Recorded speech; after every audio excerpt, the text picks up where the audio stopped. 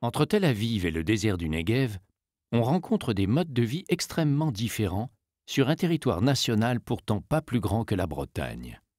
On mesure la distance qui sépare le camp de nomades et la grande ville moderne. Le nom de Tel Aviv est emprunté à la Bible. Il signifie « colline du printemps ».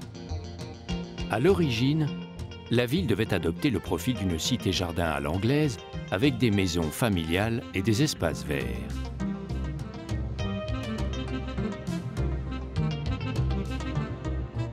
Mais la ville connut un développement tellement rapide que l'on renonça définitivement à la cité-jardin. Pour permettre à la ville de grandir, on abandonna les restrictions initiales sur la hauteur des immeubles.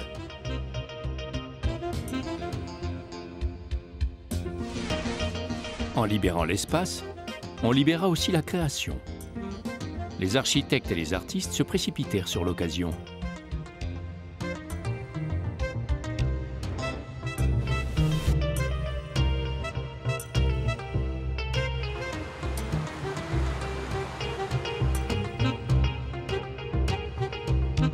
Malgré la poussée verticale, la ville n'a pas perdu sa personnalité. Au pied de tours modernes, on a conservé intacte une série de maisons de l'ancienne colonie de Sarona, bâties dans les années 1870 par des chrétiens allemands immigrés ici.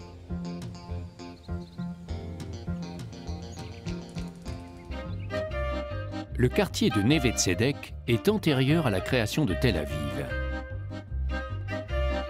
Pendant les années 1920, on appelait l'endroit le Petit Paris.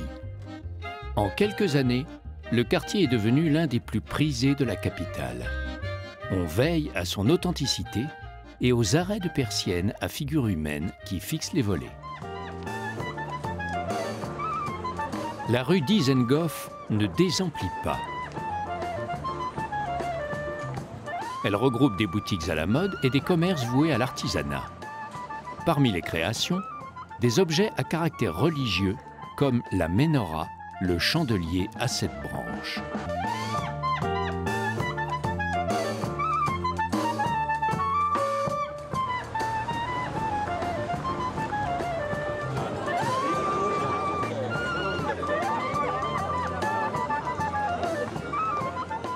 À proximité, le marché du Carmel étale les couleurs des productions typiques du bassin méditerranéen.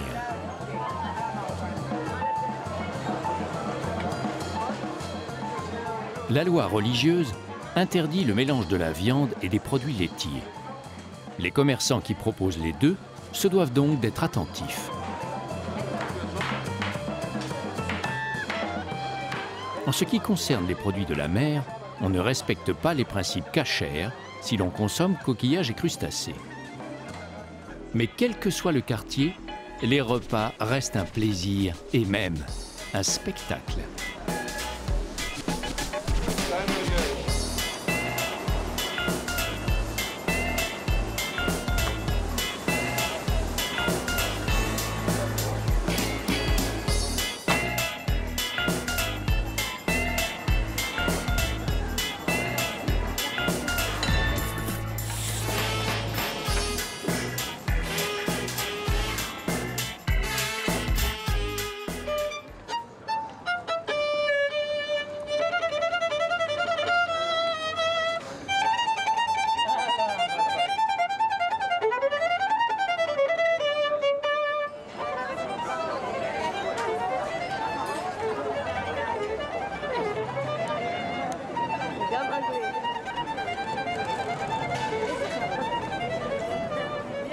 Dans les rues animées, personne ne s'étonne de croiser des personnages hors normes.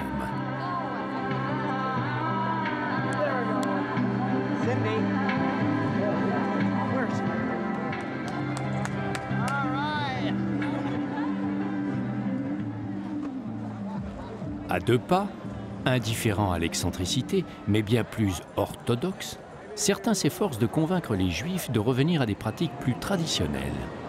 Appliquer une petite boîte cubique, le phylactère, contenant des passages bibliques sur le front et au bras gauche à l'aide d'une lanière de cuir.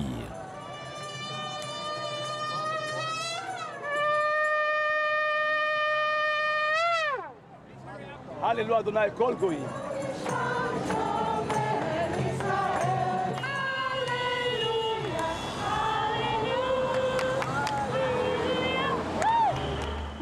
Dans les années 1930, des architectes juifs allemands sont arrivés en introduisant un style géométrique, sobre et fonctionnel. Daniel Rosenblum. Le Bauhaus est une école d'architecture extérieure et de design intérieur fondée en 1918, juste après la Première Guerre mondiale, par Gropius, un architecte allemand. Les lignes de cette architecture, c'est surtout beaucoup de lumière, des plafonds hauts, mais le design est très horizontal. Le seul élément vertical, c'est la fenêtre étroite qui donne de la lumière à la cage d'escalier. L'architecture Bauhaus était portée par l'idéologie socialiste. Elle transposait en architecture une dimension égalitaire, avec des espaces communs qui devaient bénéficier à tout le monde. À Tel Aviv, les influences sont nombreuses. Les résultats sont parfois étonnants, comme le bâtiment surnommé la Maison Folle. Les murs aussi sont des supports pour l'expression artistique. Les références politiques ne sont jamais totalement absentes.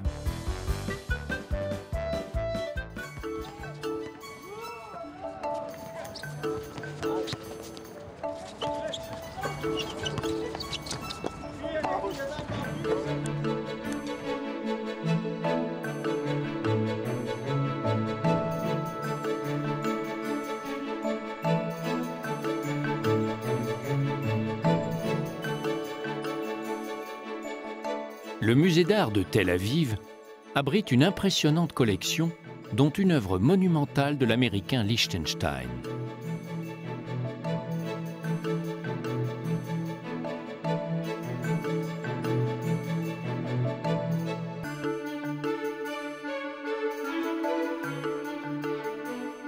L'Autrichien Gustav Klimt côtoie Giacometti, le peintre et sculpteur suisse, et l'un des artistes les plus cotés au monde, l'Américain Jackson Pollock. Les deux grands maîtres espagnols du XXe siècle sont réunis, Pablo Picasso et Juan Miró. Le peintre français d'origine russe, Marc Chagall, est également en bonne place. Sur le front de mer, on comprend vite que Tel Aviv est une ville décontractée. Jérusalem n'est distante que de 80 km seulement, et pourtant des années-lumière séparent les deux cités. Ici, pas de lieu saint, pas de pèlerins, moins d'interdits et un petit air de Californie.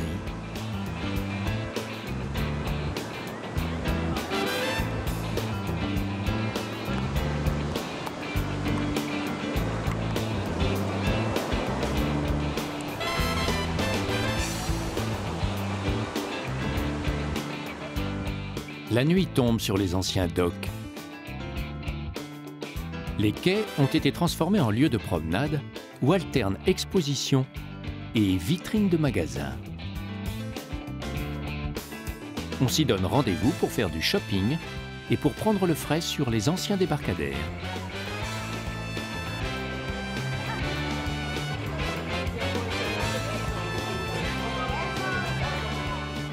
À Tel Aviv, on aime le chocolat, car ici le plaisir est roi.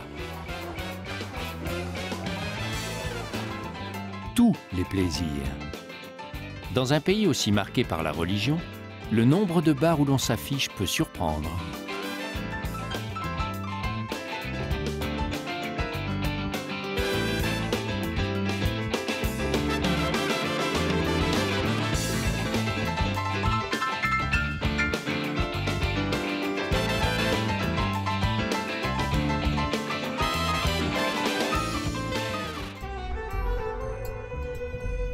Aujourd'hui englobée par Tel Aviv, la ville de Jaffa fut pendant 4000 ans l'un des ports les plus actifs de la Méditerranée. La tour de l'horloge domine la vieille ville. Elle remonte à l'époque ottomane au début du XXe siècle. Curieusement, le marché aux puces de Jaffa a été créé par la police anglaise. À l'entrée de la ville, la police organisait tous les mois une vente aux enchères d'objets volés ou perdus. Les Arabes croyaient qu'un anneau de mariage acheté ici portait bonheur. Le marché aux puces ressemble beaucoup à un souk. Les vendeurs concluent rapidement la première vente du dimanche matin. Elle doit leur porter chance pour la semaine qui suit.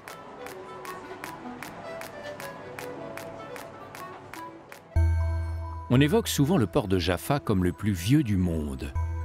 Il était déjà en activité à l'âge du bronze, 2000 ans avant Jésus-Christ. La cité mentionnée dans l'Ancien et le Nouveau Testament n'a pas toujours été paisible. Derrière les murs ottomans se cache un passé de conquête et de reconquête.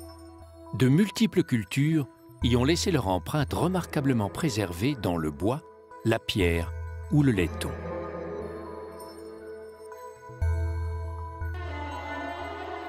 Des galeries d'art ont ouvert dans la vieille ville. Une bâtisse qui hébergeait jadis les pèlerins juifs est devenue le musée Ilana Gor, du nom de l'artiste qui l'habite.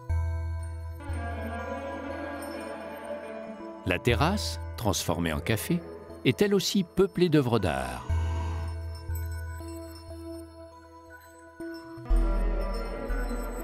À Jaffa, les artistes s'inspirent aussi des sujets bibliques, comme la baleine de Jonas. Les orthodoxes de rite grec possèdent un monastère dans la ville. L'Église grecque orthodoxe est le plus grand propriétaire foncier d'Israël.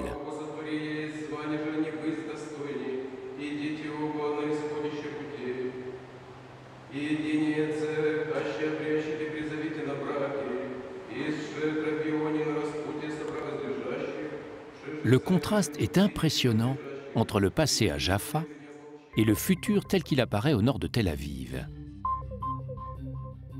À Herzliya, le pays dispose d'un concentré de technologie.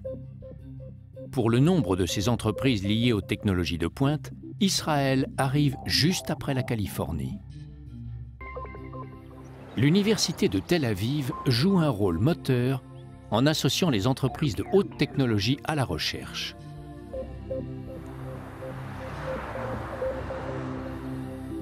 Le premier président d'Israël, Chaim Weizmann, était un chimiste réputé.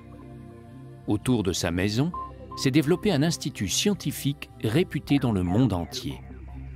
Weizmann fut honoré pour ses mérites. Le constructeur automobile Henry Ford Jr. lui offrit une voiture fabriquée en 2 exemplaires seulement. Des entreprises privées aident au financement des départements scientifiques. L'énergie solaire est capturée grâce à un four qui permet d'atteindre des températures très élevées sans polluer. Les lois de la physique sont étudiées de multiples manières, et notamment par l'intermédiaire d'un accélérateur de particules.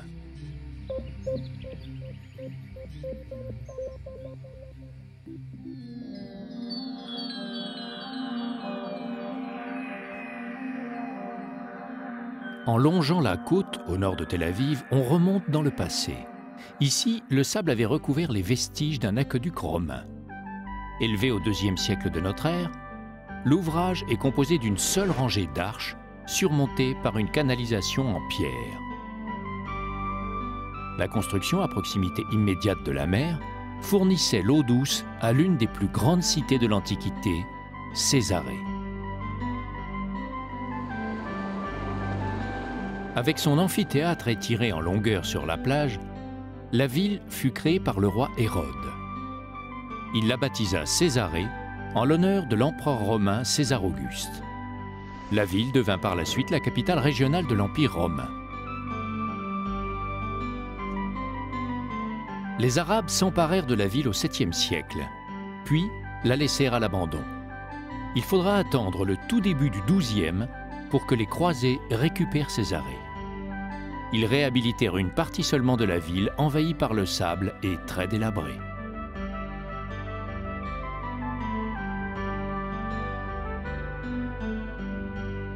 Comme à l'époque des Romains, le théâtre bénéficie d'un décor naturel unique face à la mer Méditerranée.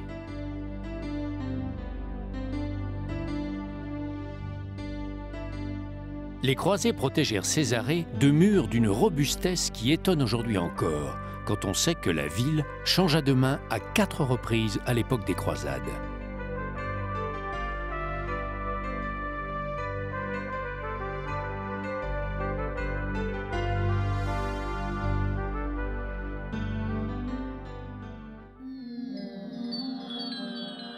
En direction du nord, les reliefs sont suffisamment élevés pour provoquer des précipitations. Elles alimentent les cours d'eau qui irriguent la plaine fertile.